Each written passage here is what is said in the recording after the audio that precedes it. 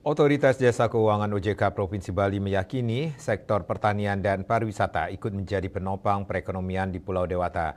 Selain tentunya terus mendorong peningkatan akses pembiayaan bagi sektor pertanian serta mendorong pengembangan UMKM untuk mendukung pertumbuhan ekonomi daerah.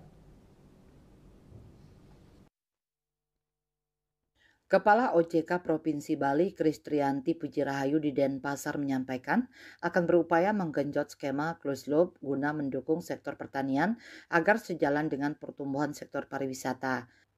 Diharapkan dengan skema itu petani tidak sendiri tapi sebagai satu kelompok dilindungi asuransi pertanian hingga ada off-taker atau pembeli hasil pertanian. Kristrianti tidak memungkiri kredit pertanian dipandang lebih berisiko karena cuaca, hama, dan sebagainya termasuk permainan tengkulak. Dibandingkan dengan kredit untuk perdagangan, siklusnya lebih jelas sehingga perlu asuransi untuk mengcover karena adanya ketidakpastian yang tinggi. Untuk itu, kata Kristrianti, skema yang dilakukan konsep kredit pertanian melalui kelompok tani bukan individu. Skema ini dilakukan untuk mitigasi petani dalam mendapatkan kredit.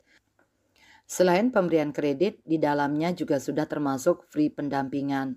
Ia menambahkan untuk keberhasilan kredit ini, tentu sangat diperlukan adanya off-taker atau buyer yang akan menyerap hasil petani.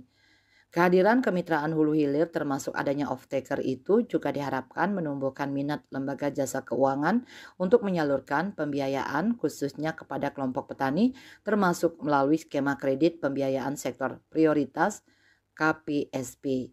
Harapannya sektor pertanian dapat berkembang dan menjadi tumpuan selain sektor pariwisata, khususnya di sektor akomodasi, makan, dan minum yang selama mendominasi penyerapan realisasi kredit.